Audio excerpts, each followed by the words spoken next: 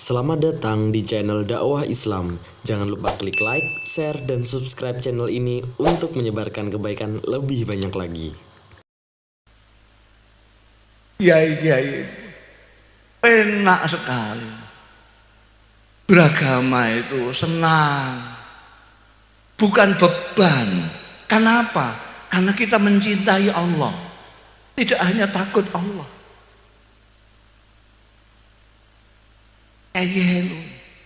Enak. Dan lagi pula ya, saya itu kalau lihat orang pertentangan dalam beragama itu, saya itu kasihan ya, dengguyu, ingin ketawa itu. Loh, ini bagaimana? Lung potonganmu kayak ngono. Kok enggak syukur itu loh. Potongan kayak kita ini itu masih diberi Tuhan jadi umatnya Muhammad Shallallahu Alaihi Wasallam. Itu sudah syukurnya harus luar biasa. Lumayan. Coba orang kayak kita gini ini kok ditakdirkan Tuhan hidup zaman Kanjeng Nabi.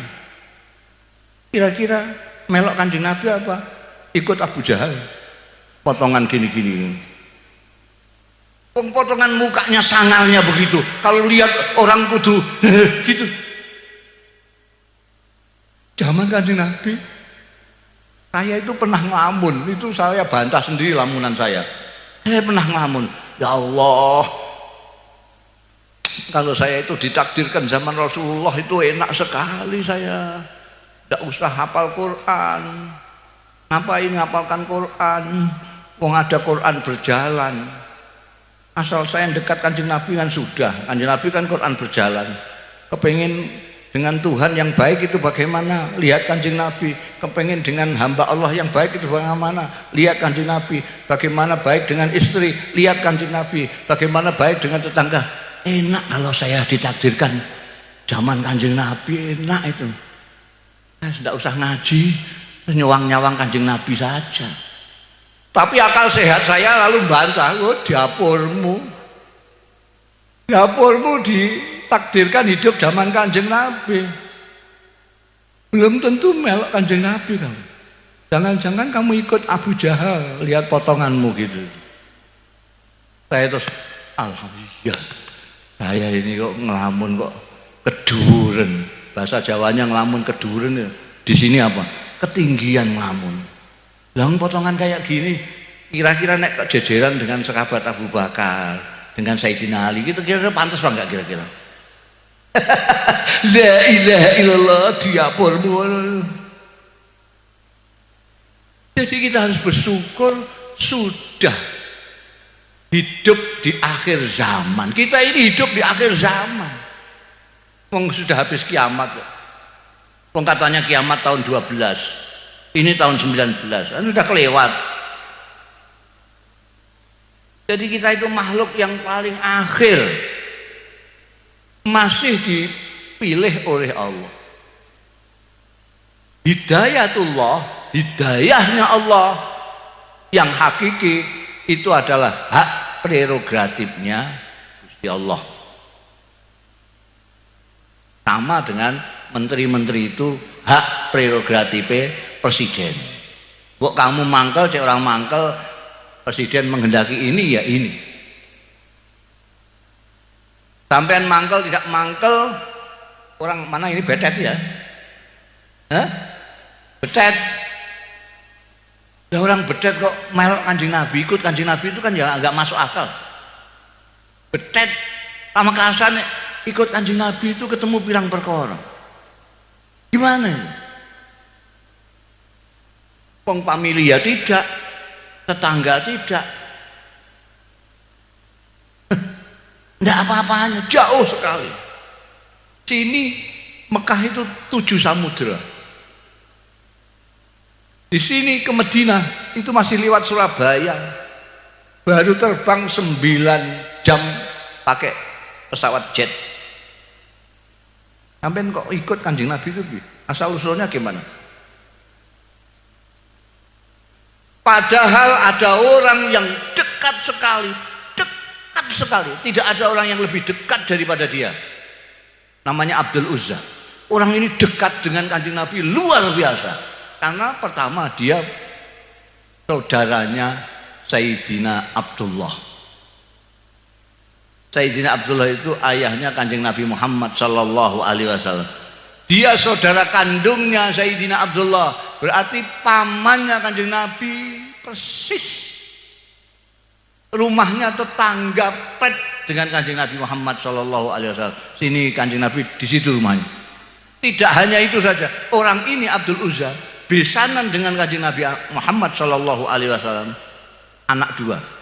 Dia punya anak laki-laki dua, Utbah dan Utaibah, dikawinkan putrinya Kanjeng Nabi dua, Sayyidatina Ruqayyah dan Sayyidatina Ummi Kulsum. Ada orang yang lebih dekat dari dia. Paman, tetangga pet, besanan, anak dua, tidak hanya satu.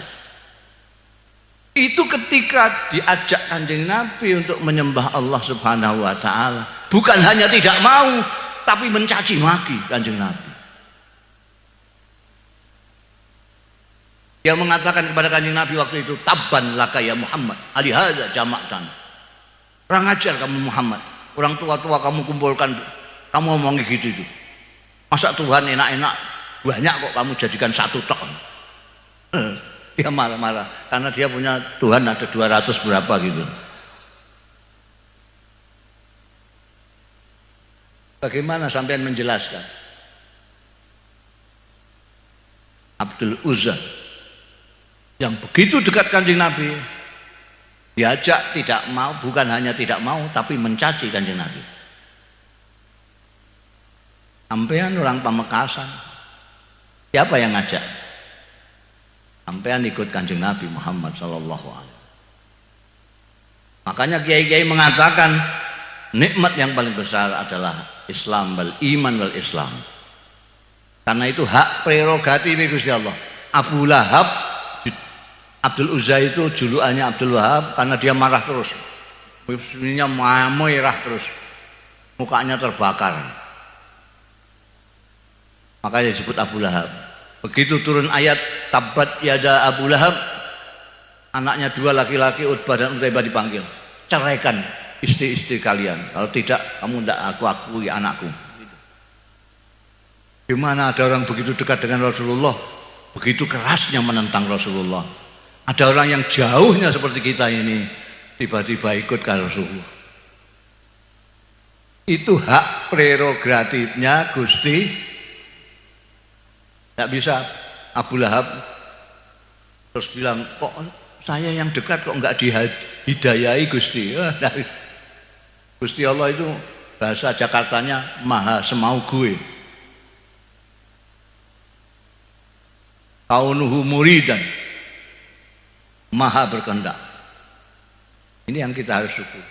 Kita harus bersyukur dipilih Allah dari sekian miliar manusia untuk ikut Kanjeng Nabi Muhammad sallallahu alaihi wasallam. Dan kita harus bersyukur lagi bahwa Kanjeng Nabi Muhammad sallallahu alaihi wasallam, meskipun jarak kita dengan beliau 15 abad, ajaran-ajarannya masih dibawa terus dari sahabat ke tabi'in, dari tabi'in ke tabi'in, dari tabi'in kepada ulama-ulama sampai ke kiai-kiai yang terus memegang mata rantai ajaran Rasulullah kepada kita. Ada tuh.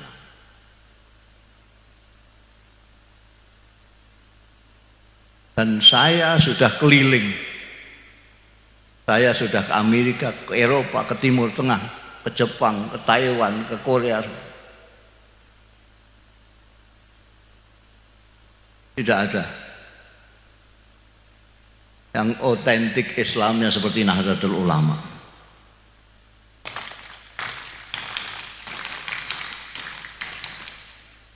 Saya sudah ketemu dengan Grand Syekh Azhar, Grand Mufti Syria Syekh Hasun, Grand Qatar. Semua pemahamannya sama dengan pemahamannya kiai-kiai Nahdlatul Ulama. Bahkan saya berani mengatakan yang disebut Sawadul A'zam itu adalah orang-orang NU. Barangkali ada kiai-kiai yang mau mencari dalil yang lain. Dalil saya adalah Saya teringat saya pernah diajak Allah yarham Kiai Sahal Mahfud Rais Am dan Gus Dur. Saya waktu itu masih gelandangan. Saya dolan ke PBNU, ketemu ada Kiai Sahal, Gus Dur, Allah yarham sudah meninggal semua ini, Dr. Fahmi Saifuddin. Mereka sedang surat-suratan dengan Saudi Arabia karena PBNU dapat undangan dari Darul Ifta. Darul Ifta itu non departemental tapi langsung di bawah raja. Nah, tulisan saya bagus, jadi saya dipinjam tangan saya untuk nulis surat. Coba tuliskan surat ini. Nulis surat ke atase agama. Atase agama itu bukan lewat Deparlu, tapi lewat Darul Ifta. Jadi, karena diundang sana, di sini mau datang apa enggak, dijawab. Yang nulis saya. Waktu ngantarkan surat ini ke atase agama,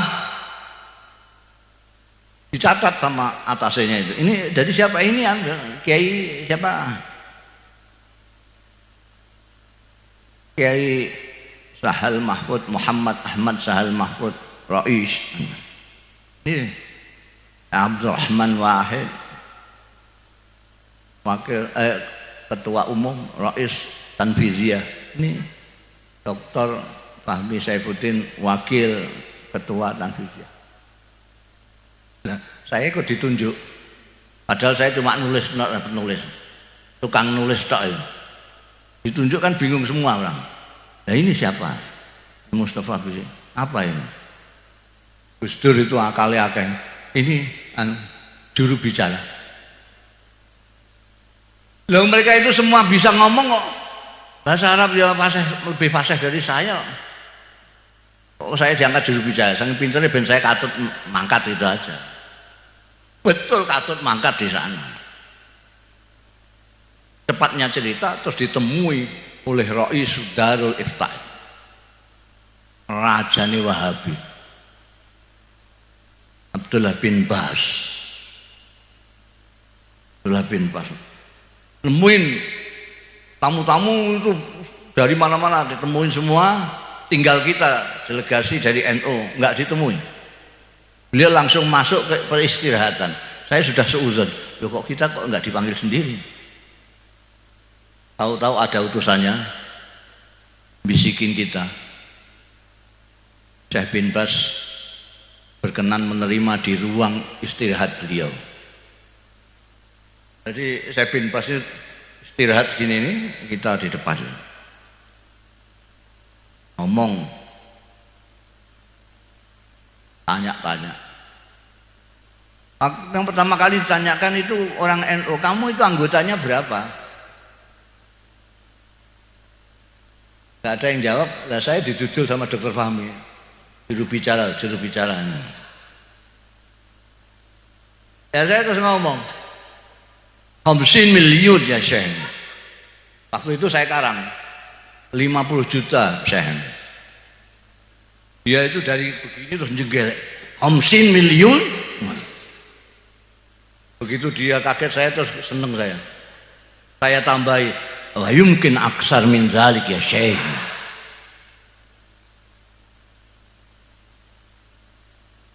Nah itu bayangkan aja, penduduk Saudi Arabia pada waktu itu baru 20 juta. Ini kok ada organisasi kok 50 juta. Kan 2 kali lipat penduduk Saudi, lebih.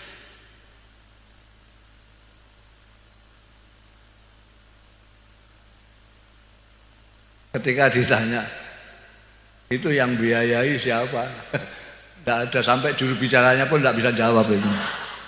NU tidak ada yang biayai, lillahi ta'ala semua.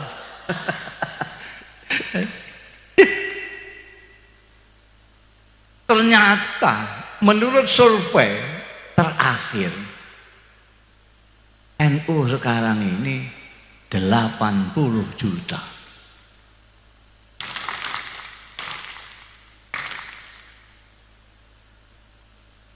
$80 juta.